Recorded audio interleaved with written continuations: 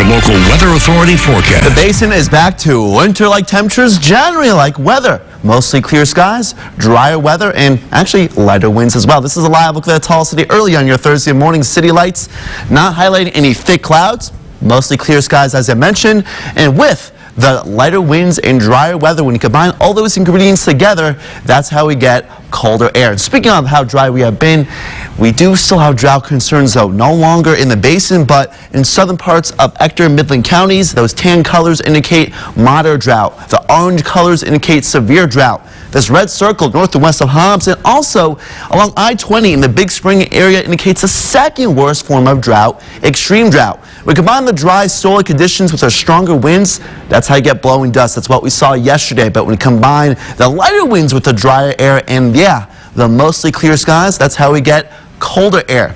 High altitude thin clouds moving on through the southern and western part of our viewing area through Van Horn, Marfa, and into the Trans-Pecos. But because of a lot of dry air in the atmosphere, we are not going to be seeing any rain or snow despite an increase in clouds later today. Currently sitting at 33 degrees early on your Thursday morning, 36 in Big Spring, 31 in Alpine, 27 degrees in Hobbs. It's most likely in the higher 20s right now in Marfa, where we currently don't have an observation. So at or even slightly below normal low temperatures, very close to the freezing mark for many.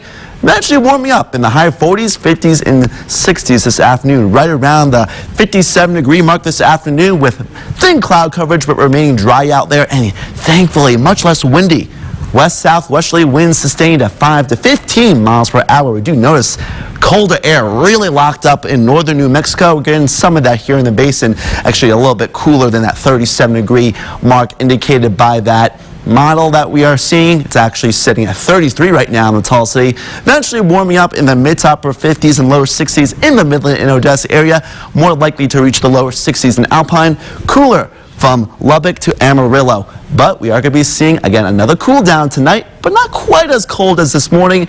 It may be a little bit warmer in some areas, a little bit above the freezer mark in the Midland and Odessa area. Low temperatures in the 40s, mid to upper 30s by tomorrow morning. Despite a lot of clouds, dry air will limit chances of rain and snow. Winds switching a little bit more from the south and east at 5 to 10 miles per hour, allowing slightly more moisture in the atmosphere. So by tomorrow morning, a little bit more humid, but still pretty brisk out there.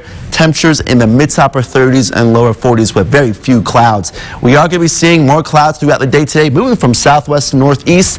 And then we do notice clear skies in western areas will eventually push those clouds in eastern areas tomorrow morning.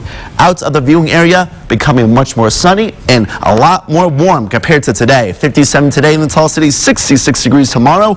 It's just a brief warm-up, though, because northwesterly winds developing tomorrow night, cooling things off. Pretty cool on Saturday, a little bit warmer on Sunday, and then pretty chilly by next week.